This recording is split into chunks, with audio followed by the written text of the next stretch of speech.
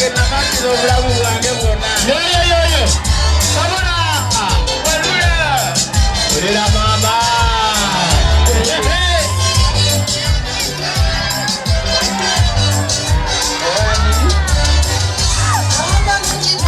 egera wanji tata wanji mukulu eno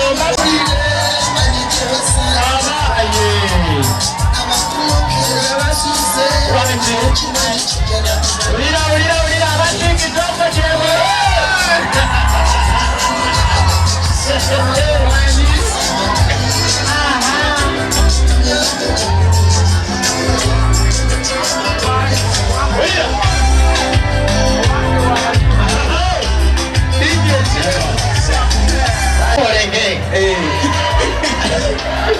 Akuwate zamata akakana nakasima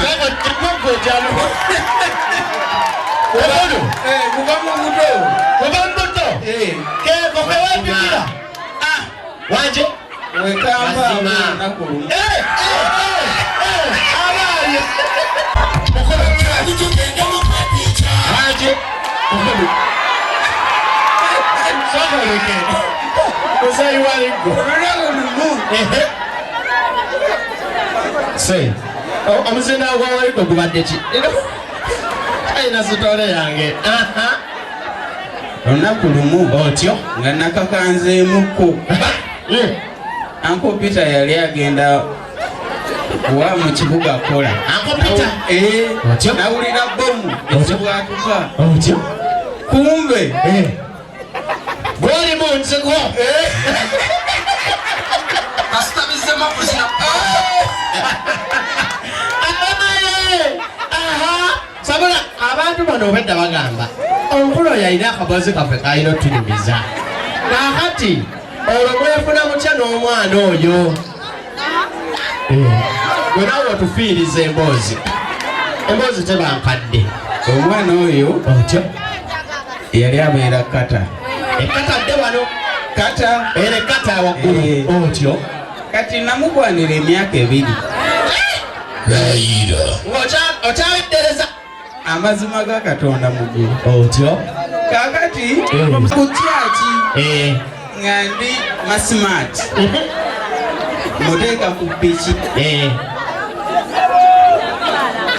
wamma Sabula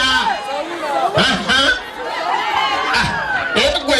mukulu teekamu n'akaana tokyanyumya Sabula wamma bannazaala mutwesonyiwe byenjagala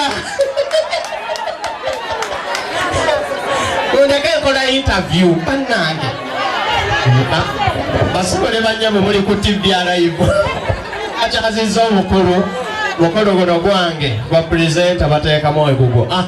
emboozi egenda kuba tukyagenzeeko mu Bulango naye nga bwe twogerera omukulu gwe tulindirira naatera okutweyungako olwo abadde atubuulira bali kata asa akyakola ki akyabebbeekereza emyaka 2 ng'oli ku muntu omu awo enjagala wabalulirawa jangu njagala obuno mukyagala olugambo ebanaye mwagala ebyononese mukulu wamma olwo mutuuka muteeka ku piki musuula ekiguwo entandikwa yaffe mulinnyo omukono guno simanyi kati mutwale wa musawo wali ku dayali mugamba musawo Sendre onamujjanjabira omulwadde wange sente mega mukwanye ebbanga ddene ebyo mbirowooza mu mutima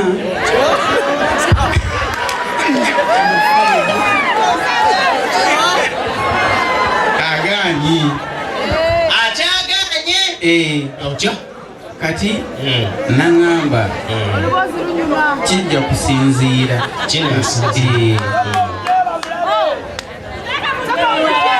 omukyala muleke njamuleeta jamuleeta kati amujjanjaba otyo buli kanaku ng'ava ekkata ng'ajja mukirwanira olwo atuusa kkiriza olyeko Nampa.